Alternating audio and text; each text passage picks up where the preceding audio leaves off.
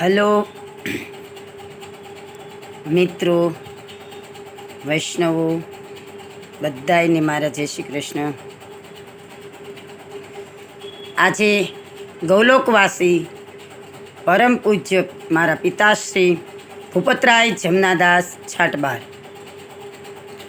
ગામ સાવરકુંડલા, એની કીધેલી વાત હું કહું છું. આજે એવી વાત લઈને આવી છું કે બે દંપતી પતિ પત્નીની વાત છે કે પૈસો હોવો જરૂરી નથી, પણ એકબીજાને લાગણી હોવી બહુ જરૂરી છે.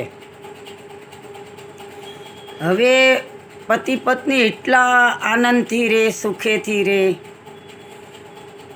પણ મધ્યમ પરિસ્થિતિ એટલે એકબીજા માટે એટલી લાગણી કે આની માટે હું શું લઈ આવું.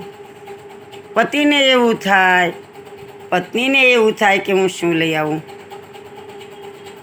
હવે એક દિવસની વાત, પતિના મનમાં કેટલા દિવસથી વિચાર ચાલ્યા કરે કે મારા પત્નીના કેટલા સુંદર વાળ છે, તો એના માટે હું પિન લઈ આવું.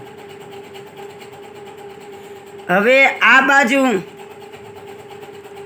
એની પત્નીને એવો વિચાર આવે છે કે લાવ હું મારા પતિ માટે ઘડિયાળ લઈ આવું. જોજો બેયની લાગણી એકબીજા આમ કેટલી. પછી પત્નીને એટલા બધા લાંબા વાળ તે પગના તળિયાથી સહેજ ઊંચા રહે. પછી તો એક જગ્યાએ વાળ, હવે તો વાળ વેચાય ને, વાળ વેચાતા ત્યાં દેવા ગઈ અને પોતાના વાળ આપી અને પતિ માટે ઘડિયાળ લીધી.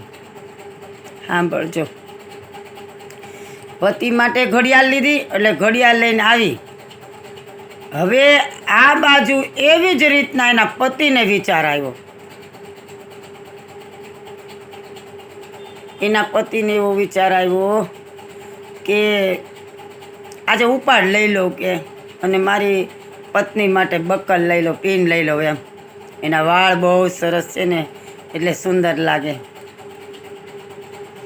હવે એણે એના માટે બક્કલ લીધું.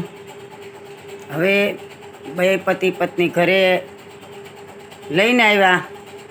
પછી કે હું આજે તમને એક ઓલી દેવા માગું છું. હું કે એને તો હું આજ તમને એક વસ્તુ તમારા માટે લાવીશું, દેવા માંગીશું. પત્નીએ એવું કીધું અને પતિએ કીધું ઓલા કે તમે પહેલાં દો, પતિ કે તું પહેલાં દે. એટલે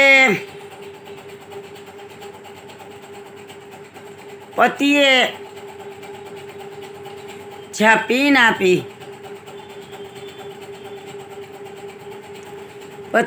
આપી, તો માથેથી ઓઢેલું ઉઘાડી. ત્યાં શું કર્યું? તો કે મારા વાળ વેચી અને હું તમારા માટે ઘડિયાળ લાવી. અરે પ્રભુ, આ તે શું કરી નાખ્યું કે.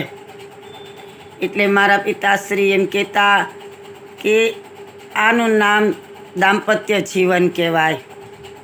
એકલો પૈસો હોવો જરૂરી નથી, એકબીજા માટે લાગણી હોવી બહુ જરૂરી છે.